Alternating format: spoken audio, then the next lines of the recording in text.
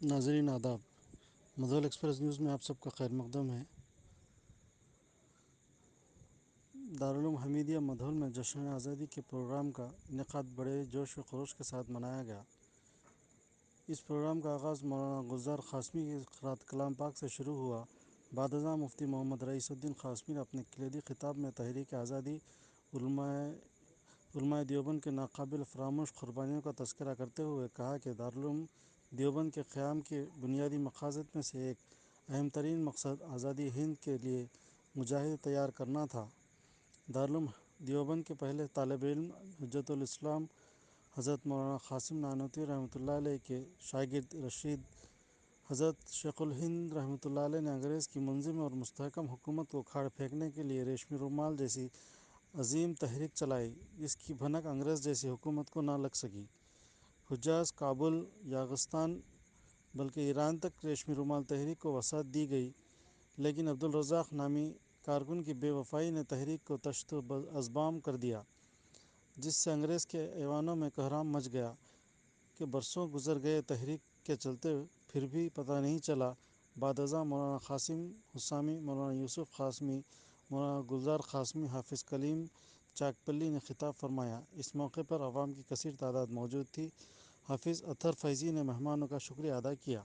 ایسا ان کی جوانیاں، ان کے جذبات، ان کی خواہشات سب کچھ اس ہندوستان کے دستور کے لیے ختم ہو گئی، سب ہو گئی۔ دستور ایسا بنا ہے جس میں غریب کا حق بھی رکھا گیا ہے، جس میں امیر کا حق بھی رکھا گیا ہے، جس میں بچھڑے ہوئے ذاتوں کا حق بھی رکھا گیا ہے، جس میں اعلیٰ تعلیم کے حقوق بھی رکھے گئے ہیں۔ یہ دستور ہے تو ہندوستان ہے، دستور ختم ہو جائے گا تو ہندوستان ختم ہو جائے گا۔ ایسا دستور ہمارے اکادرین نے مدون فرمایا۔ مثال کے طور پر دستور کی ایک شکل ہے، ایک دفعہ ہے، ایک آرٹیکل ہے، جسے آرٹیکل 14 کہتے ہیں، یعنی دفعہ نمبر 14 جسے کہتے ہیں۔ اس کے اندر لکھا ہوا ہے کہ ہندوستان کا ہر شہری برابر ہے، کلکٹر بھی برابر ہے، کھیت میں کام کرنے والا بھی برابر ہے، روڈ پر مزدوری کرنے والا بھی برابر ہے۔ اس میں کوئی فرق نہیں ہے شہری ہونے کی حیثیت سے۔ جو کلکٹر کے ووٹ کی اہمیت ہے وہ مزدور کے ووٹ کی اہمیت ہے۔ جو کلکٹر کے ووٹ کی اہمیت ہے کھیت میں کام کرنے والے کسان کے ووٹ کی اہمیت ہے۔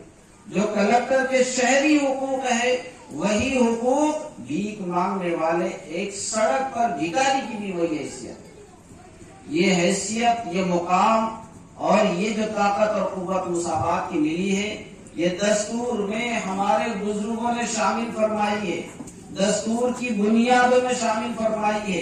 ان بنیادوں کو دنیا کی طاقت نہیں بدل سکتی۔ پارلیمنٹ میں پورے 400 کے 400 پارلیمنٹ ممبر آف پارلیمنٹ بھی آ گئے تو ان حقوق کو نہیں بدل سکتی۔ ہمارے بزرگوں نے ایسی مضبوط کوشش کی ہے، ایسی مضبوط کوشش کی ہے۔ تو یہ جو دستور ملا ہے کن بنیادوں پر ملا ہے؟ ہمارے اکابرین کی قربانیوں پر ملا ہے۔ یہ آزادی کی جو آج خوشیاں منا رہے ہیں، میرے اور چہرے آپ کے چہرے پر جو خوشیاں ہیں، اسکولوں میں بچوں کے چہروں پر جو خوشیاں ہیں، اسکول کے اساتذہ کے چہروں پر خوشیاں ہیں، لیڈروں کے چہروں پر جو خوشیاں آپ کو نظر آ رہی ہے، اور آج دیکھ رہے ہوں گے آپ 10 جنپت میں اور دہلی کے اندر وہاں پر پریڈ ہو رہا ہے اور ہندوستان کی طاقت کا مظاہرہ ہو رہا ہے۔ ملک کی وہاں آرمی اپنی طاقت کا مظاہرہ کر رہی ہے، میزائل کی نمائش کر رہی ہے، آرمی اپنی نمائش کر رہی ہے، بحری بیڑی اپنی نمائش کر رہے ہیں۔ یہ سب کچھ کب ممکن ہوا ہے؟ اور اس کو دل و دماغ کے اندر تازہ رکھنا، اس کا تذکرہ کرنا، اس کی اہمیت کو سمجھنا، یہ ہمارے لیے ضروری ہے۔